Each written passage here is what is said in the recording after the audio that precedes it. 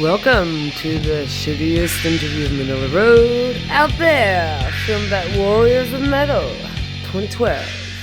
Well, here you go, ladies and germs, enjoy. Manilla Road Underground. There were about 100 copies released on cassette. I was just wondering what happened. I mean, we didn't even record it in a really good studio. We just sort of put a bunch of mics around and Embryo played. style. Yeah. And we just handed it out. We sent it to a few labels, but not very many. Mostly it just went out to our friends. And, back then, we were totally unknown. We had no idea what we were doing or where we were going at the time. And so I don't think any of us really even thought about saving a copy or anything like that. But we know we've got a master tape of the stuff somewhere, and so yeah, I've even sort of put out there on the internet, hey, if you happen to have this cassette, a copy of it still, get with me, make me a copy, send it to me so I can, redigitize it, and we'll put it out because there's so much interest in it. The song Manilla Road on it, which Indeed. strangely enough, I have no idea what it went like. we had a stamp that we had made at a stamp shop, and it said Manilla Road Underground on it, and we actually hand stamped all of the cassettes. Yeah, God rest his soul, man. He was a great guy. I got to party with him in France and Paris. He took me to Jim Morrison's gravesite and stuff like that. Took me to his art studio and showed me the original for The Deluge. I fell in love with it. He did it on wood, actually. Really? Yeah, it was a big piece of wood that he did it on. And I think I offered him like up to about $3,000 for it, and he absolutely would not sell it. He said, "No, this is the best thing I've ever done. I don't think I can get rid of it." And Crystal Logic was more of a frame of mind to do with the adventure, of what we're going. That's more like what the album cover was about Manilla Road. You got the three guys, adventuring to where the crystals are and stuff like that. And that's sort of like the necropolis that they're going to there. So, it has a little bit of meaning towards the songs on the album. But more than anything, the name itself was just like the search for divine knowledge and wisdom.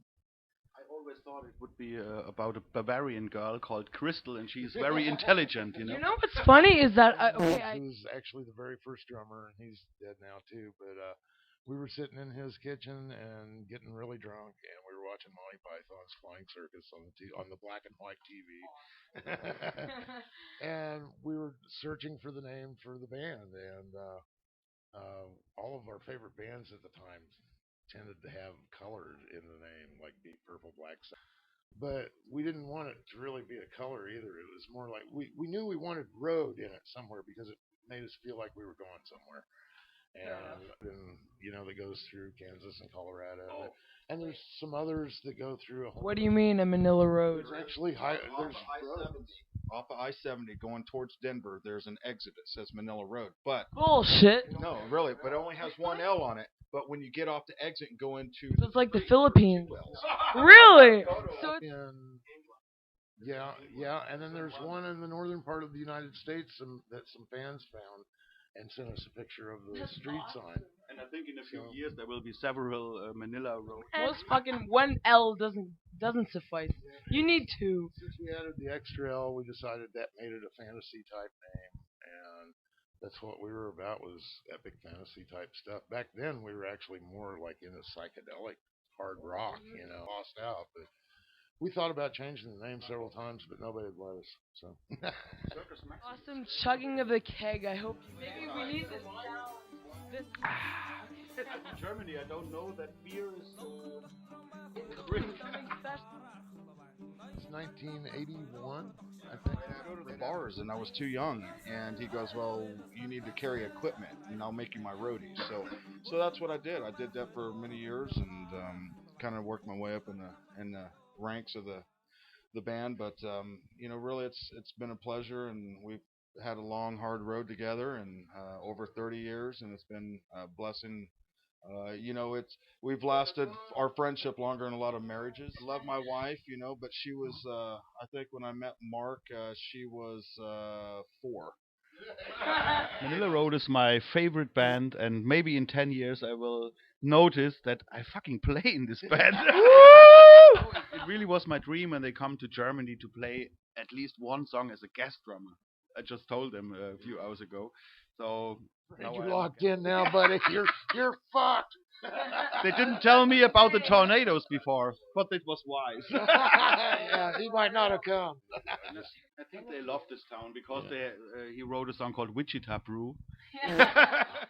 I'm just glad that whole era is like over now, and yeah, and that we found a way to move on through it and make the changes we needed to make in order to make us a better and stronger band and head on into the future as what best we can. And Fucking by bringing Josh and Noity into the We played with some pretty good Canadian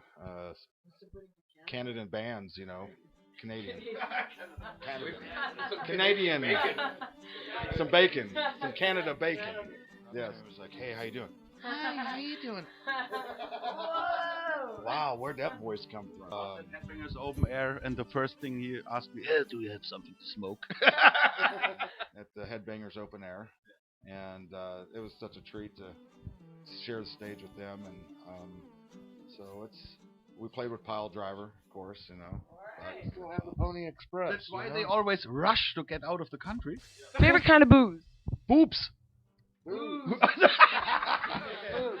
Wine. Southern Comfort. Jaeger. Oh my God, Red Stag, Jim Beam. Best food to eat when hungover. Nothing at all. More Southern Comfort. Never a bad thing. Yeah, maybe a little hair of the dog, red beer, or some fun. I don't know, Mexican food. Yeah. Favorite kind of pizza topping? Double cheese. Pepperoni. Pepperoni. You love Canadian bacon. I love the bacon! That irritates the fuck out of you? What? Like things that just make your skin crawl, like... Maybe tornadoes? Fair enough. Skinny girl. Oh yeah. Hey, I hate them. My ex-wife. Yes, she is. You're right. Fucking, I guess being rushed. I don't like being rushed, I guess. Yeah, man, this is the whole point of the thing. I know. God damn it. That's my pet peeve. Why you can't rush me? Having any marijuana to smoke. Agreed. I like her on top, and sex the most, I think, with myself. Yeah. I don't know. I know that I don't fuck up, so that's okay. All hell or all hell? Whichever fits. No, the thing we always want to say is that we really appreciate the undying support we've got from our supporters, our friends, our fans. Because without them and without promoters like the Tees, we wouldn't be here doing this stuff. I have to say that I'm glad I worked with people that are down to earth, are not fucking rock stars, and they're just ready to please their fans, and I couldn't ask for anything more.